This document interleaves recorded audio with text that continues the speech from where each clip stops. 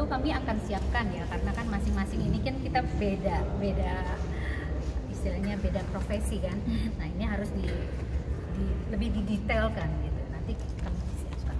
Bu Lita, hal mendasar apa sih yang membuat Ibu akhirnya menggugat undang-undang di pasal uang pensiun DPR? Awal mulanya gimana? Awal mulanya, ini kayaknya harus jangan ada di sini deh. Coba saya pegang. Mungkin mewakili hati masyarakat ya, anggota dewan yang sudah punya gaji besar mungkin dapat pensiun sama Ibu. Gitu ya. Adil nggak tuh? Pertanyaannya gitu kan, adil nggak tuh? Nah, jadi kami di sini atas nama kesehatan mental, karena saya kan seorang psikolog ya. Di sini kenapa kesehatan mental? Karena orang kalau memang tidak punya duit, sengsara dan merasa termiskinkan, kesehatan mentalnya terganggu nggak? Pasti terganggu kan? Itu yang saya poinkan. Namun kenapa saya lakukan ini? Ada 3 poin yang saya garis bawahi, bahwa tadi sila kelima, keadilan sosial bagi seluruh rakyat Indonesia. Apakah hal itu adil buat rakyat?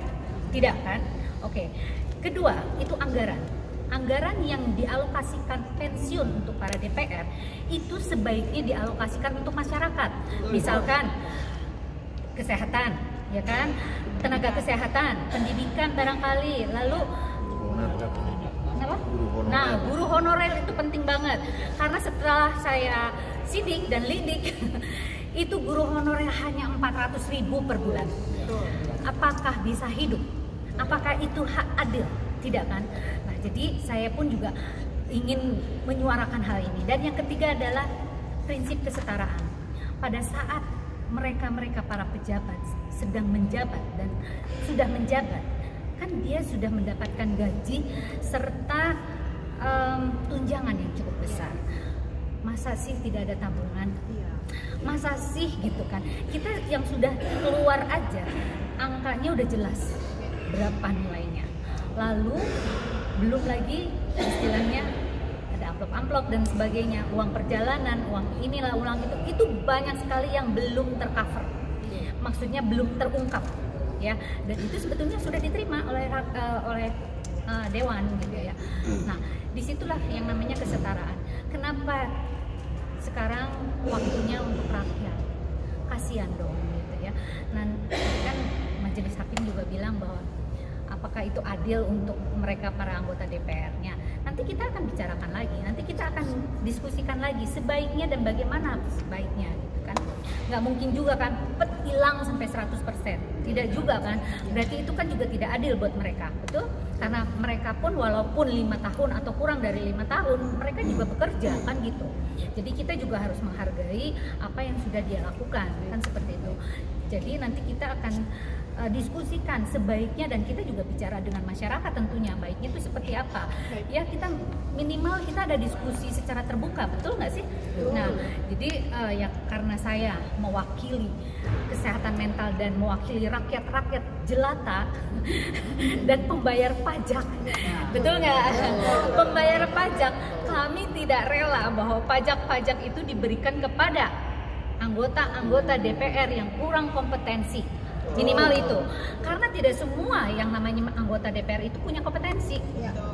Tidak semua yang namanya anggota DPR itu punya poweritas dan punya pengalaman politik dan sebagainya. Apakah itu bisa membuat rakyat, mewakili aspirasi rakyat? Tidak. Terutama contohnya Ahmad Dhani, Bulan yang tadi saya sebutkan di sana. Lalu siapa lagi? Melly Guslo dan Nafa Urbach yang kemarin-kemarin kena semua itu. Itu apa? Itu contoh artis yang tidak mumpuni dalam hal, sorry itu saya, pendidikannya. Itu yang ketahuan, belum yang nggak ketahuan. Ada yang paket C segala macam. Bukan berarti kita merendahkan mereka. Namun apa yang sudah disampaikan oleh mereka dan kapasitas mereka, kompetensi mereka tidak sesuai penempatannya di komisi.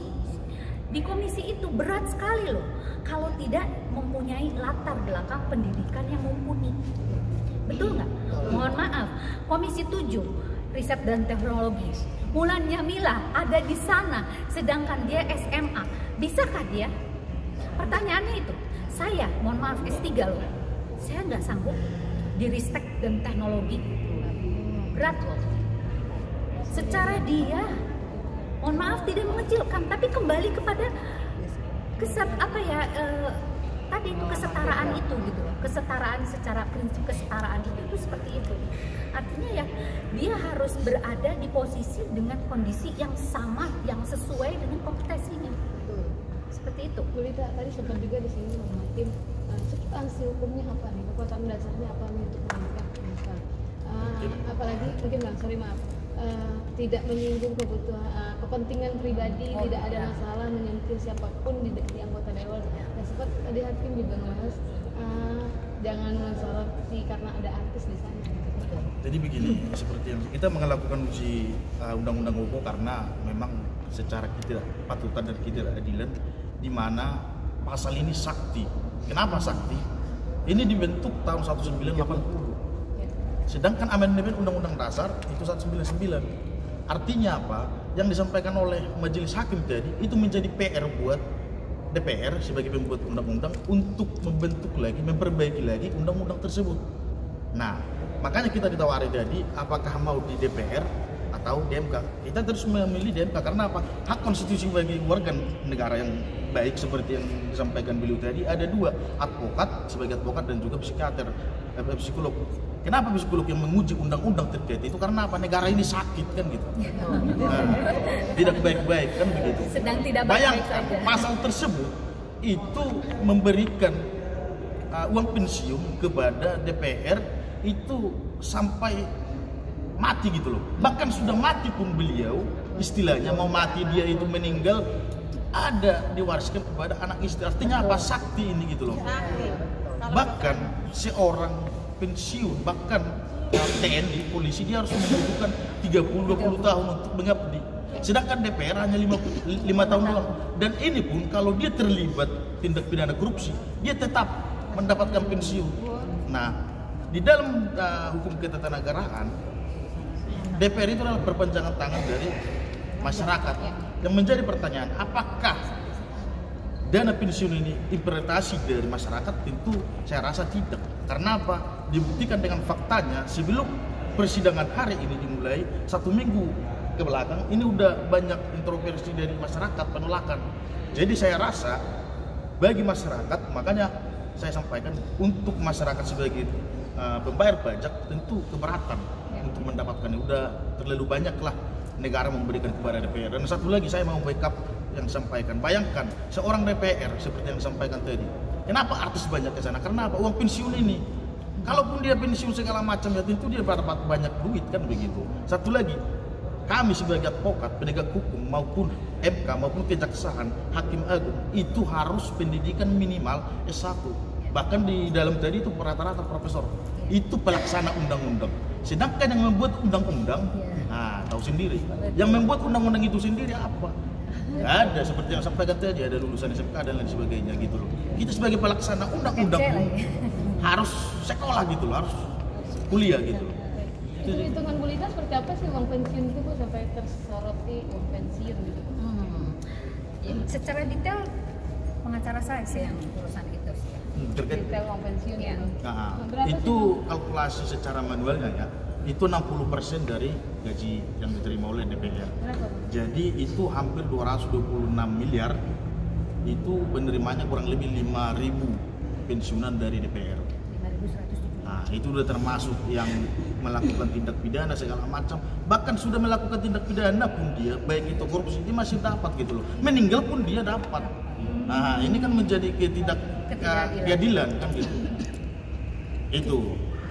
Mbak Lita mungkin kemarin menanggapi sempat dituding dibayar untuk menggugat, itu seperti apa sih Mbak Lita? Yang kemarin atas tudingan yang katanya Mbak Lita dibayar untuk menggugat. Oh, iya dianggap ya itu si buzzer lah. Ada salah satu partai yang memang dia tidak suka saya menggugat hal ini, saya masuk ke MK. Saya betul itu karena hati nurani saya tergerak karena ya itu tadi kesehatan mental kita ini seperti apa. Saya juga tenaga kesehatan dan yang lain-lain juga tenaga kesehatan. Kasihan sekali, miris sekali, tenaga honorer dan sebagainya.